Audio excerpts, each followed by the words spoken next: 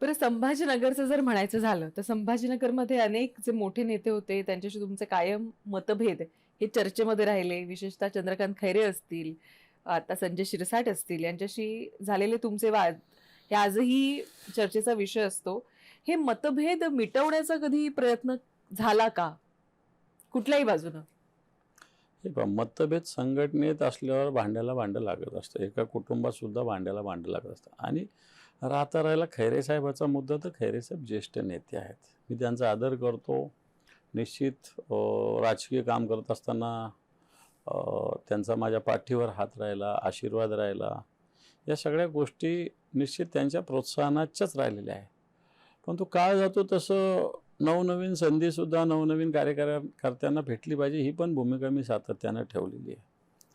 आणि म्हणून थोडंफार एखादा शब्द ते बोलले असतील, मी तर कधी बोललेलो नाही, पण मलाही त्याचं काही वाईट वाटलं नाही, कारण त्यांचं संघटनेसाठी कॉन्ट्रीब्युशन आहे, आमच्यापेक्षा दुपटीनं कॉन्ट्रीब्युशन आहे. त्यामुळे त्यांना आमच्यासारख्या लहान किंवा त्यांच्यापेक्षा कमी अनुभव असलेल्या कार्यकर्त्यांना बोलण्याचा अधिकार आहे, असं मी सातत्यानं बोलत आलेलो आहे. त्याच्यामुळं मला खैरे साहेबांशी मतभेद आहे असं मला कधी वाटत नाही. ठीक आहे, मीडिया वगैरे त्याला मोठं करत असेल, परंतु खैरे साहेब आमच्या संघटनेचे संभाजीनगरचे एक ज्येष्ठ नेते आहेत. आता तुम्ही संजय शिरसाट वगैरे सांगितले, तर आम्ही सोबत काम केलं आहे. नगरसेवक म्हणून आम्ही सोबत काम केलं. सभागनेता मी एकदा पहिल्यांदा झालो, मग संजय शिरसाट झाले.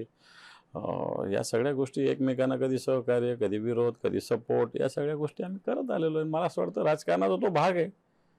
त्याच्यात फार काही मतभेद असणं मानण्याची गरज नाही. आम्ही सोबत काम केलेलं आहे. शिरसाट असतील, प्रदीप जयस्वाल असतील, भुमरे साहेब असतील, आम्ही सोबत काम केलं. त्याच्यामुळे कधी कधी एकमेकाच्या विषयी एखाद्या गोष्टी होऊ शकतात, परंतु निश्चित शिवसेनेसाठी सोबत काम केलं आहे.